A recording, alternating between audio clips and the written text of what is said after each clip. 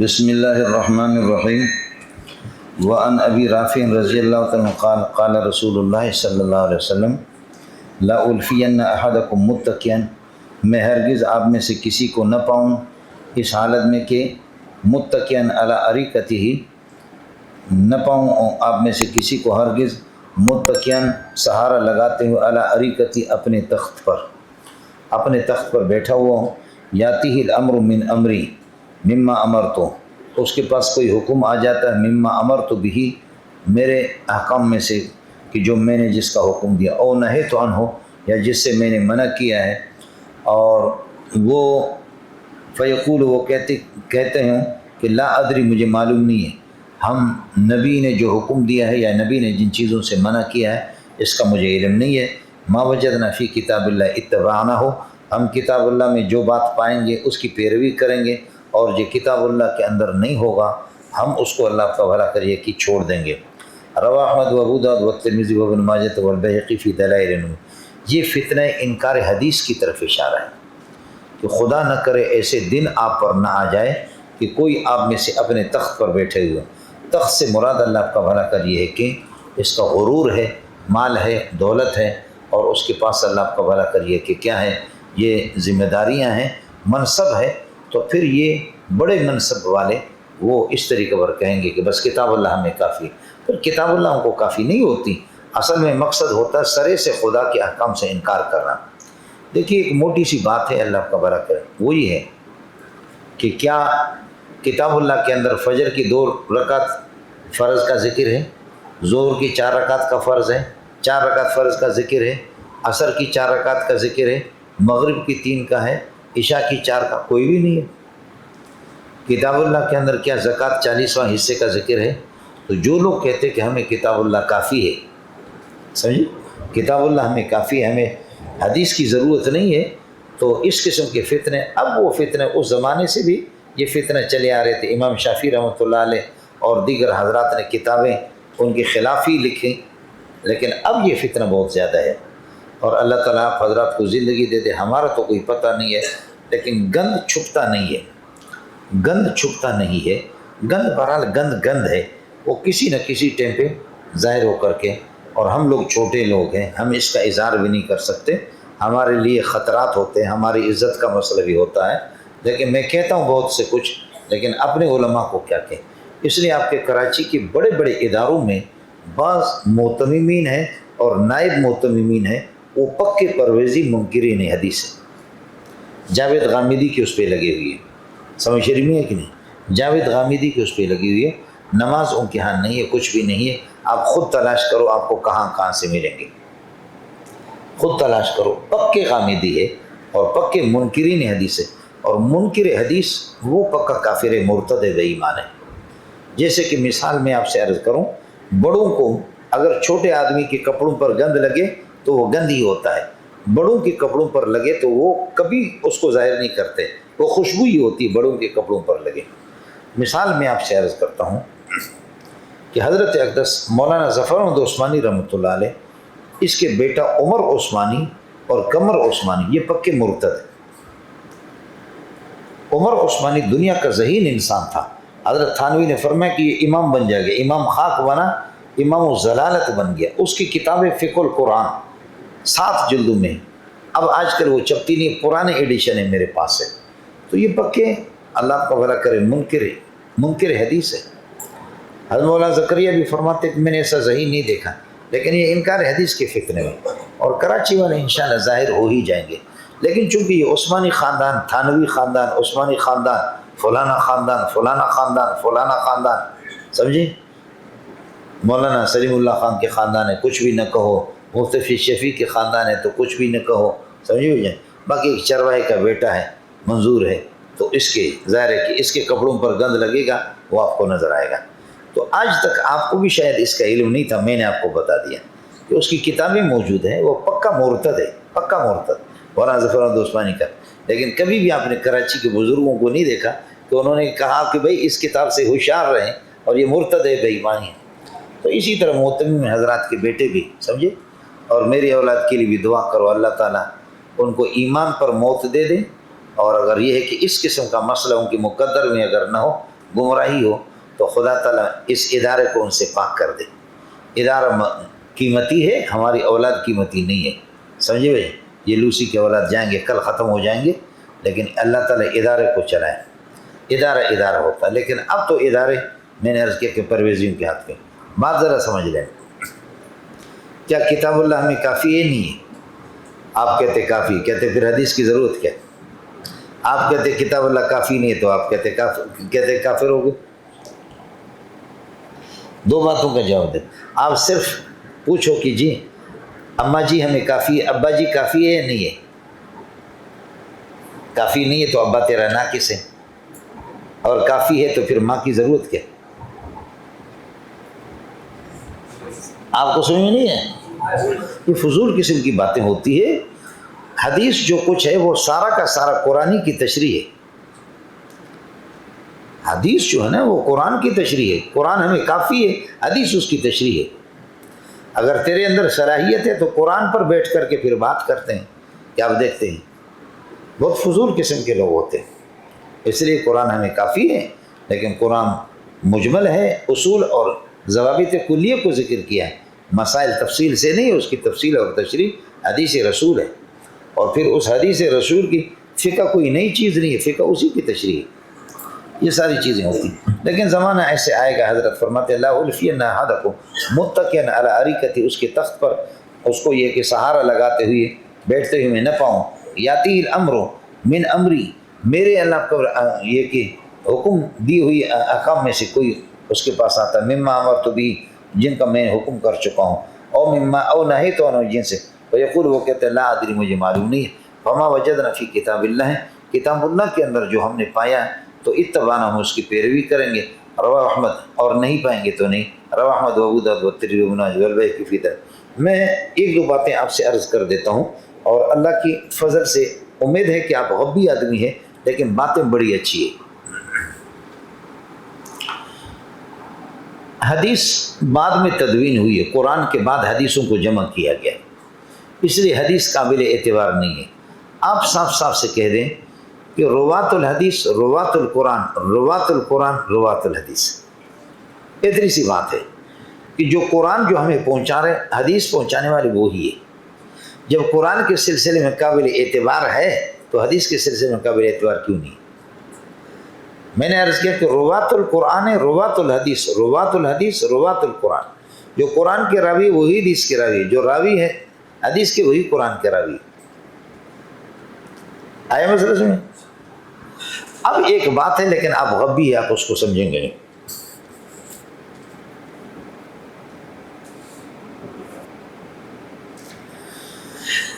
یہ شناختی کارڈ ہے میرا. پاک فوج مجھے پکڑ لیتی ہے، سمجھ رہی ہیں کہ پاک فوج وہ مجھے پکڑتی ہے کہ آپ کہیں افغانی ہیں یا کہیں بنگالی، شکل میری بنگالیوں کی. اب میں کہتا ہوں بنگالی نہیں، میں پاکستانی ہوں. کیا ثبوت ہے آپ کے پاس؟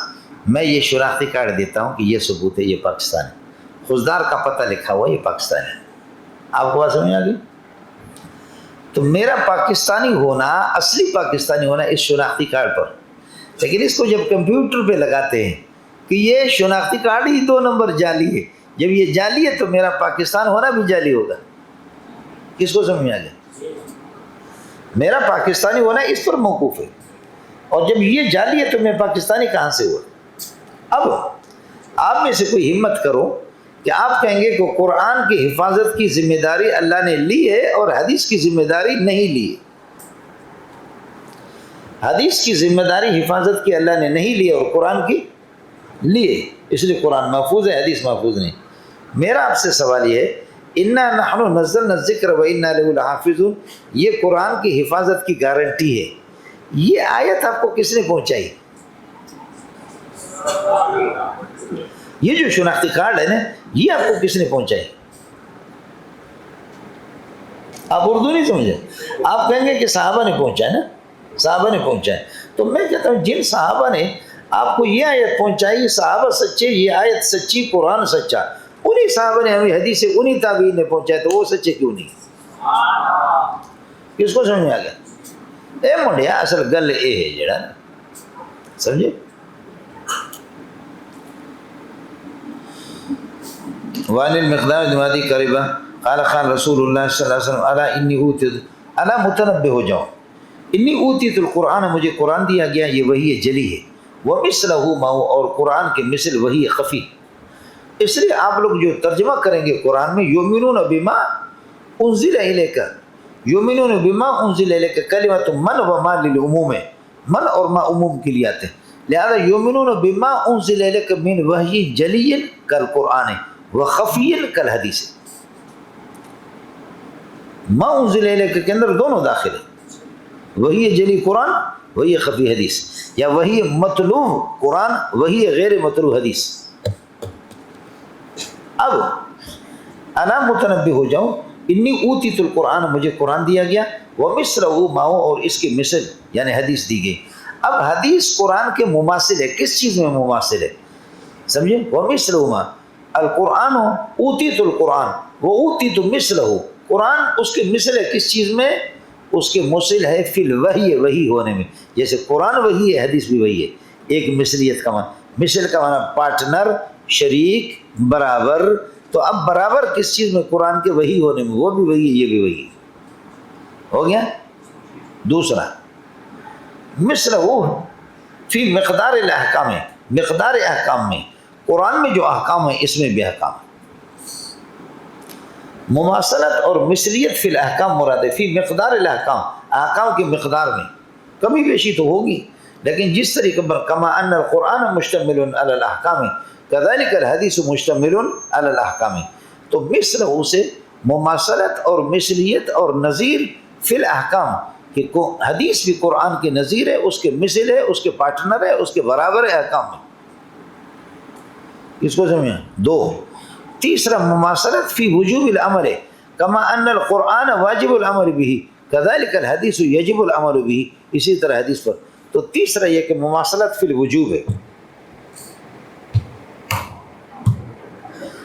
الا متنبہ ہو جاؤ، بیدار دماغی سے کام لے لو، انی اوتیت القرآن، قرآن مجھے دیا گیا، ومثلہ معہ، اور مثل اس کے حدیث اس کے مماثل ہے فی الوحی، وحی میں، یا اس کے مماثل ہے فی مقدار الاحکام، یا اس کے مماثل ہے فی وجوب العمل بھی، جیسے کہ قرآن واجب العمل ہے اس طرح حدیث بھی واجب العمل ہے۔ سمجھتا منڈے؟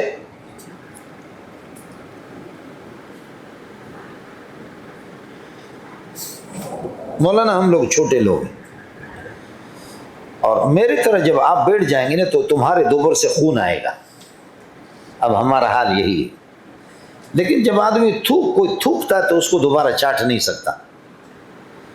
ہمارا علم آپ سے زیادہ نہیں ہے، میری عقل بھی آپ سے زیادہ نہیں ہے، لیکن میرا تجربہ آپ سے زیادہ ہے، اس لیے آپ سے زیادہ عقل ہوں۔ اگر انسان کے بچے ہو تو ادھر ادھر سے نظریں ہٹا کر کے ہر طرح سے صرف میں، نحو میں، منطق میں، بلاغت میں، فقہ میں، اصول فقہ میں، حدیث میں، اصول حدیث میں، تفسیر میں، اصول کمال حاصل کرنا ہوگا، پھر میدان پر جاؤ گے، ورنہ خدا کی قسم یہ اردو کی کتابوں سے اٹھا کر کیسے پھینک دیں گے تمہیں، اس سے کوئی مناظر اسلام نہیں بنتا۔ سمجھ شریف ہے کہ نہیں؟ اس سے کوئی آدمی اللہ کا والا دشمن کا مقابلہ کر نہیں سکتا، نہیں۔ نہ مولانا غلام اللہ کی اردو کتابوں سے آپ محدث اعظم بنیں گے، مفسر بنیں گے، نہ اللہ آپ کا بھلا کرے مولانا سرفراز خان صاحب کی کتابوں سے، نہ کسی اور سے۔ مدد آپ لے اصل چیز آپ کی استعداد علمی ہے، درس نظامی کے اندر استعداد آپ کی ہوگی۔ جن کو آپ مناظر اسلام آپ سمجھتے وہ لوسی ہے، وہ ہمارے مذہب کے ترجمان نہیں ہے، ان کا تدریس کے ساتھ ان کا سلسلہ ہی نہیں ہے، وہ لوسی قسم کے لوگ۔ اس لیے آپ سے عرض کر رہا ہوں، ہم نے اپنا تو وقت پا لیے، سمجھے، لیکن اللہ آپ کا بھلا کہ میدان میں جب آپ کو جانا ہوگا خود بھی رسوا ہو جاؤ گے، خاندان بھی رسوا ہو جائے گی، دنیا آپ کی آخر تباہ ہوگی، آخرت بھی آپ کی تباہ ہو، اور پورے مسلک علماء دیوبند کو ذلیل کر کے چھوڑ جائیں گے آپ سمجھے نہیں؟ پورے مسلک۔ اور یہ جو آپ کی بےغیرتی ہے، یہ جو آپ کی بے حسی ہے کہ جی قادیانی ہمارے سامنے کچھ بھی نہیں ہے، رافضی ہمارے سامنے کچھ نہیں ہے، یہود کچھ بھی نہیں ہے، نصارہ کچھ نہیں، بدعتی کچھ نہیں، بہت دور جا رہے ہیں۔ ایک سے ایک ذہین لوگ ان میں موجود ہوتے ہیں، ایک سے ایک ذہین سمجھدار ہوتے ہیں، پڑھا بہت کم ہے، محنت کم کی ہے، لیکن اپنی ذکاوت کی وجہ سے آپ کو اٹھا کر کے دے مارے گا۔ لیکن جب علمی چیزوں میں آپ کے اندر مضبوطی ہوگی تو پھر مسئلہ ہوگا، سمجھیں؟ اس لیے ساتھی خیال کر لینا۔ الا متنبہ ہو جائے، یوشک رجل شبعان، قریب ہے کہ کوئی آدمی اللہ آپ کا بھلا کرے پیٹ بھر کر کے کھانا کھائے، الا اریکتی، اپنے تخت پر بیٹھا ہوا ہوگا، خوب کھانا کھا کے پیٹ بھرا کھانا، یقول، وہ کہے گا علیکم بہذا القرآن، لوگوں اس قرآن کو لازم پکڑو، فما وجدتم فیہ من حلال فاحلوہ، جس چیز کو اس میں حلال پاؤ اس کو حلال سمجھو، وما وجدتم فیہ من حرام، اور جو اس میں حرام پاؤ فحرموا، اس کو حرام سمجھو۔ وان، حالانکہ اس طرح مسئلہ نہیں ہے، وانما حرم رسول اللہ، اللہ کے رسول نے جن چیزوں کو حرام قرار دیا وہ ان کی حیثیت اسی طرح وہ برابر ہے، کما حرم اللہ، کہ جس طرح اللہ نے۔ الا متنبہ ہو جا، لا یحل لکم الحمار الاہلی، حمار اہلی پالتو گدے تمہارے لیے جو یہاں پر ایک تو زیورہ ہے جنگلی ہے وہ تو حلال ہے، الا لا یحل لکم الحمار الاہلی، پالتو گدے۔ اب آپ بتاؤ کہ گدھا حرام ہے قرآن میں کہاں ہے؟ یہ حدیث میں غزوہ خیبر کے موقع پر اس پر 20 حدیثیں، گند کھاتا ہے، گند کھاتا ہے، سواری کا بھی مسئلہ ہے، اور اللہ کو بھلا کریے کہ نجس بھی ہے، یہ کئی چیزیں اس کی ہیں، اس وجہ سے گدھا حرام۔ قرآن کے اندر اس کی حرمت تو نہیں ہے، تو ہر چیز یہ کہہ دینا کہ قرآن میں ہر چیز موجود ہے۔ آپ نے سنا ہوگا یہ خطیب اور ہمارے اساتذہ بھی، جمیع العلم فی القرآن لیکن تقاصر عنہ افہام الرجال، بھائی سارے علوم قرآن میں ہے لیکن ہماری عقلیں ناقص ہے بھائی۔ اللہ نے سارے علوم قرآن پاک کے اندر رکھا ہے۔ مولانا مناظر حسن گیلانی رحمۃ اللہ علیہ نے احاطۂ دارالعلوم میں بیتے ہوئے دن ایک کتاب ہے، اس میں انہوں نے علامہ انور شاہ کشمیری کے حوالے سے لکھا ہے کہ یہ کسی دنیا کے غبی اور بے وقوف کا شعر ہے، کسی سمجھدار کا شعر نہیں۔ میرا نام منظور احمد ہے، قرآن میں ہر چیز کا بیان ہے۔ میں چیز ہوں یا اللہ چیز ہوں؟ میں چیز ہوں یا اللہ چیز ہوں؟ میں چیز ہوں، چیز بھی نہیں، الچیز ہوں۔ میں چیز ہوں، شے ہوں یا اللہ شے ہوں؟ میں اشے ہوں، اور میرے والد نیک محمد بھی شے ہے، میرا دادا جمعہ خان وہ بھی اللہ کا بھلا کرے یہ شے ہے۔ تو آپ مجھے بتائیں، اور ہم شیروزی ہے اور ہم مینگل ہے اور اللہ کا بھلا کریے کہ کیا زرچین کے رہنے والے، یہ قرآن کی کس آیت میں اس کا ذکر؟ آپ تو کہتے ہیں نا کہ قرآن میں سب کچھ ہے، شہباز شریف کا ذکر کہاں ہے قرآن میں؟ فضل الرحمان کا کدھر ہے؟ تو کہہ دیتے، بعض لوگ کہتے تیرا کان نہیں ہے، کتا لے گیا تو کتا کے پیچھے پڑتا ہے، تو پہلے دیکھ لے کہ کان تیرا ہے یا نہیں ہے، تو ایسے کتے کے پیچھے پڑا ہوا۔ جمیع العلم فی القرآن لیکن تقاصر عنہ افہام الرجال، ہمارے والد صاحب فرمایا کرتے تھے، سمجھتے ہیں؟ اس قسم کی لوسی نہ بنا کرو بول صاحب، ارے کچھ بنا پڑا اے جی۔ تو خبردار، گدھا تمہارے لیے حلال نہیں ہے۔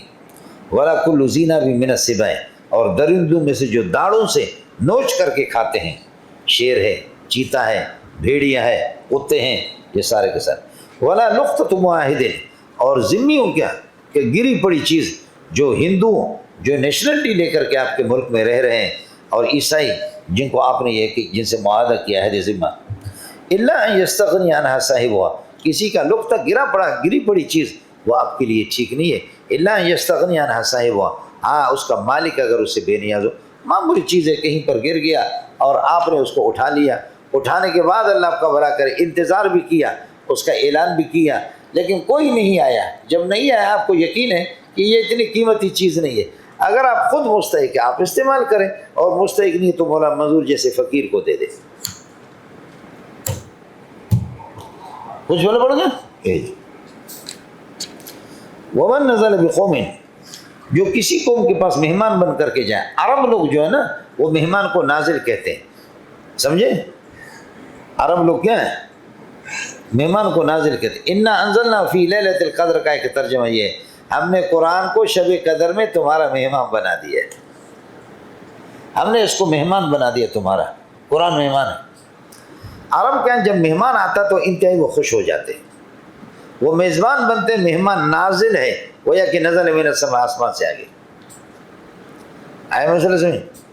تو عرب لوگ ادھر قرآن مہمان ہے، آپ میزبان ہیں، بولو ادھر قرآن مہمان ہے اور آپ میزبان ہیں، اور قیامت کے دن اللہ میزبان ہوں گے، صاحب قرآن اللہ میزبان ہوں گے اور آپ مہمان ہوں گے۔ وَلَكُمْ فِيهَا مَا تَشْتَهِي أَنفُسُكُمْ وَلَكُمْ فِيهَا مَا تَدَّعُونَ نُزُلًا مِّنْ غَفُورٍ رَحِيمٍ۔ یہ میزبانی اللہ کی طرف سے جی، یہ شرط عظیم ہے، سب کچھ موجود ہے۔ منڈے کچھ بولا پڑا، ومن نزل بقوم، جو کسی قوم کا مہمان بن کر کے جائے، فعلیہم، ان میزبانوں پر لازم ہے ان یقرؤوا، اس کی مہمان نوازی کرے، فإن لم یقرؤوا، اگر اس کی مہمان نوازی نہ کرے، فلہ، اس مہمان کے لیے جائز ہے، فیجوز لہ، اس کے لیے جائز ہے، ان یعقبہم، ان کی گرفت کرے اور ان سے زوری لے لے، بمثل قراہ، اپنے مہمانی کی مقدار۔ رواہ ابو داؤد وروى الدارمی نحو وکذا ابن ماجہ الی قول کما حرم اللہ۔ یہ کیا ہے؟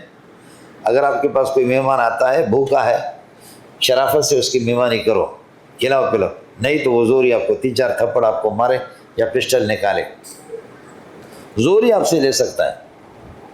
یہ کس کے بارے میں؟ امام احمد کا مذہب یہی ہے، اب بھی حضرت امام احمد کا مذہب یہی ہے، اور دلیل بھی یہی ہے اس کے لیے، اور جمہور فرماتے کہ نہیں، کوئی اگر آپ کو کھلاتا پلاتا نہیں، آپ زوری لے نہیں سکتے۔ جمہور کے لیے دلیل ہے الا لا يحل مال امرئ مسلم الا بطيب نفس منه، کسی مسلمان کا مال چاہے وہ روٹی ہے یا وہ چاول ہے، کسی کا مال آپ کے لیے جائز نہیں، الا بطيب نفس منه، اس کی دل کی خوشی ہو، جب تک خوشی نہ ہو تو آپ نہیں لے سکتے۔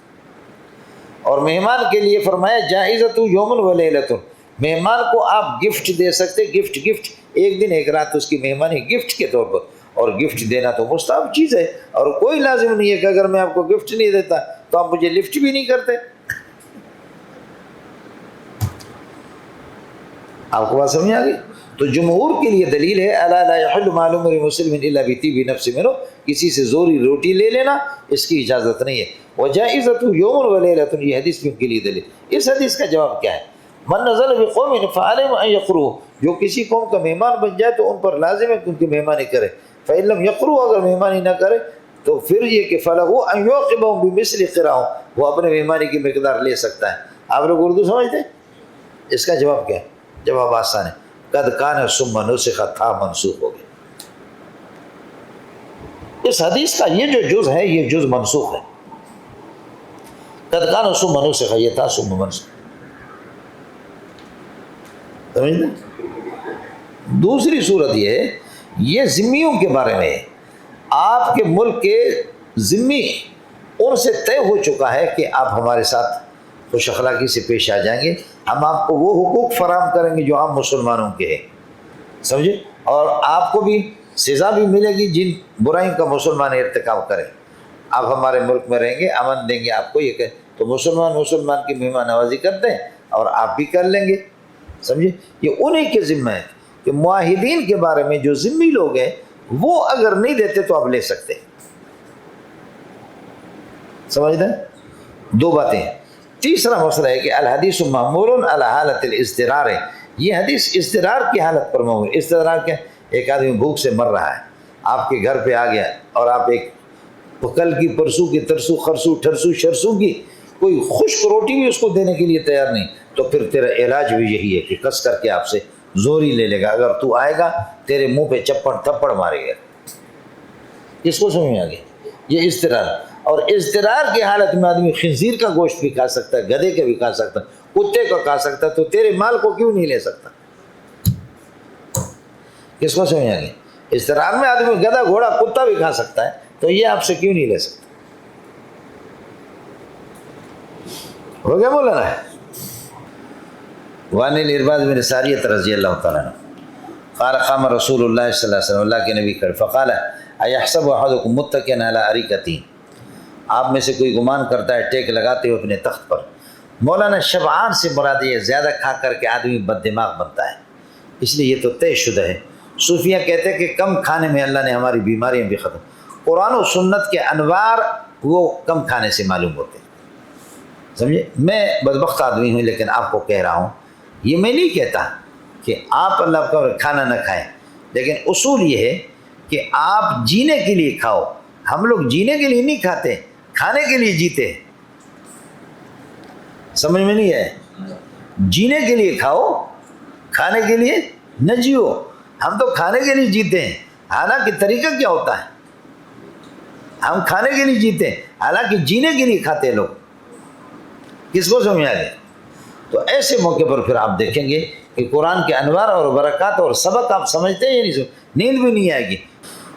اس لیے زیادہ کھانے سے بد دماغ بد فہم مراد ہے، جو شبعان ابھی آپ کے سامنے ہوگا. اور اریکتی سے مراد یہ ہے مال دولت اور منصب کا غرور ہے. اس میں تخت پہ بیٹھنے کا مطلب منصب کا غرور ہے. بڑے بڑے اکابرین، بڑے بڑے علماء کو نہ شہباز شریف کچھ سمجھتا ہے، نہ یہ کہ زرداری سمجھتا ہے، نہ یہ آپ کے فوجی جرنل ان کو سمجھتے. یہ تو خود بڑے دین کے سمجھدار ہیں. تو پیسے جن کے پاس ہوتا ہے وہ کیا سے کیا اپنے آپ کو سمجھتے ہیں، منصب اور تخت. یظن ان اللہ، تم میں سے کوئی تخت پر ٹیک لگاتے ہوئے گمان کرے گا ان اللہ لم یحرم شیئا، اللہ نے کسی چیز کو حرام نہیں کرا، الا ما فی هذا القرآن، مگر جو کو الا متنبہ ہو جا. وانی واللہ قد امرت، میں نے بہت سے حکم بھی دیے، ووعظت، نصیحتیں کیے، ونہیت، منع کیا، ان اشیاء، بہت سی چیزیں. انہا وہ احکام لمثل القرآن، قرآن کے مثل ہے، او اکثر، بلکہ اس سے اکثر، سمجھے اس سے زیادہ. وَإِنَّ اللَّهَ لَمْ يُحِلَّ لَكُمْ أَن تَدْخُلُوا بُيُوتَ أَهْلِ الْكِتَابِ، اللہ نے آپ کے لیے حلال قرار نہیں دیا کہ آپ اہل کتاب کے گھروں میں داخل ہو جائیں، الا بِإِذْنٍ، مگر اجازت لے کر کے. وَلَا ضَرْبَ نِسَائِهِمْ، اور اہل کتاب کی عورتوں کی پٹائی تمہارے لیے ہوئی. وَلَا أَكْلَ ثِمَارِهِمْ، نہ بزور بازو زوری طور پر ان کے پھلوں کو کھانا درختوں سے. اذا آتوکم، جب وہ اہل کتاب جب آپ کو ٹیکس دے رہے ہوں، الذی، وہ ٹیکس کہ علیہم، جو ان پر لازم ہے، الذی وجب علیہم، جو ان پر جب ٹیکس دے رہے تو آپ ان کی باغات میں سے بغیر اجازت کے توڑ کر کے پھل لے جاتے کیوں؟ وفی اسناد اشعث بن شعبہ المسیسی، اس میں سند کے اندر اشعث بن شعبہ مسیسی ہے. قد تو کل میں فی، اس کے اندر کلام ہو گیا. وعنہ صلی اللہ وعنہ رضی اللہ عنہ. اور ارباز بن ساریہ سے دوسری روایت ہے، قال صلی بنا رسول اللہ صلی اللہ علیہ وسلم، حضرت نے ہمیں نماز پڑھائی ذات یوم، ایک دن. ثم اقبلنا بوجہی، پھر آپ ہمارے طرف مکمل متوجہ ہو گئے. اقبال کا معنی ویسے متوجہ، اپنے رخ مبارک سے، یعنی مکمل آپ ہمارے طرف متوجہ. فوعظنا موعظۃ بلیغۃ، ایک بلیغ قسم کا واضح نصیحت آپ نے ہمیں کی. ظرفت منها العیون، جس سے آنکھیں اللہ کو بہنے لگی. ووجلت منها القلوب، اور دل اللہ کا بھلا کرے اس سے ڈرنے لگے. فقال رجل یا رسول اللہ، حضرت آج آپ ایسی تقریر کر رہے ہیں کأن هذه موعظۃ مودع، گویا کہ الوداع کہنے والے کی تقریر ہے. تو حضرت آج آپ ایسی تقریر کر رہے ہیں، ایسے لگ رہا ہے کہ آپ مودع ہیں، ہمیں اتنے اہمیت کے ساتھ آپ بتا رہے ہیں. فوازن موعظۃ بلیغۃ، بلیغ قسم کی نصیحت کی. ظرفت من العیون، آنکھیں بہنے لگی. وانسوں سے، ووجلت من القلوب، اور اس موعظہ سے اللہ کا دل ڈرنے لگے. فقال رجل یا رسول اللہ کأن هذه موعظۃ مودع، الوداعی کرنے والے آدمی کی تقریر لگ رہی ہے. فاوصنا، ہمیں مکمل وصیت کر دو جو ہماری بھلائی کے لیے. فقال اوصیکم بتقوی اللہ، بنیادی چیز اللہ سے ڈرتے رہنا. والسمع، اور اللہ کو بھلا کرے بادشاہوں کی باتیں سننا. والطاعت، اور ان کی اطاعت بھی کرنا. وَإِن كَانَ الْمَأْمُورُ عَلَيْكُمْ، اگرچہ آپ پر وَإِن كَانَ الْأَمِيرُ عَلَيْكُمْ عَبْدًا حبشيًا، کالا سا حبشی بھی ہو، تو اللہ کا اس کی بات بھی مان لینا. اس میں تمہاری اجتماعیت برقرار رہے گی. فَإِنَّهُ مَن يَعِشْ مِنكُمْ، جو تم میں سے زندہ رہے گا میرے بعد، وادی میرے بعد، فَسَيَرَىٰ اخْتِلَافًا كَثِيرًا، بہت سے اختلاف ہوں گے. لیکن فَعَلَيْكُمْ بِسُنَّتِي وَسُنَّةِ الْخُلَفَاءِ الرَّاشِدِينَ، میری سنت اور میرے خلفاء راشدین کی سنت اور روش اور طریقے پر چلنا. سنت اور حدیث کا فرق آپ کو بتا چکا ہوں. خلفاء راشدین المہدیین، ہدایت یافتہ. تمسکوا بها، وعضوا، اس سنت کو مضبوطی سے پکڑو. وعضوا علیہ بالنواجذ، اور اس کو داڑھوں سے اللہ کا بھلا کرے کاٹو، مضبوطی سے لے لو. وإياكم ومحدثات الأمور، اور بچو اللہ کا بھلا کرے نئی نئی چیزوں سے، بدعات سے. فإن كل محدثة بدعة، ہر وہ بات نئی جو کہ جس کو دین سمجھ کر کے کیا جاتا ہے یہ بدعت ہے. وكل بدعة ضلالة، اور ہر بدعت ضلالت ہے. رواه احمد و ابو داؤد و ترمذی و ابن ماجہ. الا انهم لم يذكروا الصلاة، انہوں نے اللہ کو بھلا کرے صلاۃ کا ذکر انہوں نے نہیں کیا. صلی بنا رسول اللہ صلی اللہ علیہ وسلم، انہوں نے اس کا تذکرہ نہیں کیا. وعن عبد الله بن مسعود قال خط لنا رسول اللہ خطا، حضرت نے مختلف قسم کے خط کھینچے. ثم قال هذا سبیل اللہ، یہ ٹھیڑے ٹھیڑے خط یہ اللہ آپ کا بھلا کرے نہیں، یہ سیدھا خط جو ہے نا یہ جو میرے طرف یہ اللہ کا راستہ ہے. ثم خط خطوطا على يمين عن يمين وعن شمال، دائیں بائیں بہت سی لکیریں. وقال هذه سبل، یہ ایسے راستے کہ على كل سبيل منها شیطان، ان میں سے ہر ایک پر شیطان مقرر ہے. یدعو الیہ، جو اس کی طرف شیطان دعوت دیتا ہے. وقرا، اور آپ نے فرمایا وان هذا صراطی مستقیم، یہ توحید والا یہ میرا راستہ ہے. فتبعوا، اس کی پیروی کرو. الآیت، اقرأ الآیت الی آخرها. رواہ احمد والنسائی والدارمی. تسی تے ہو یا کسی اور علاقے وچ ہو؟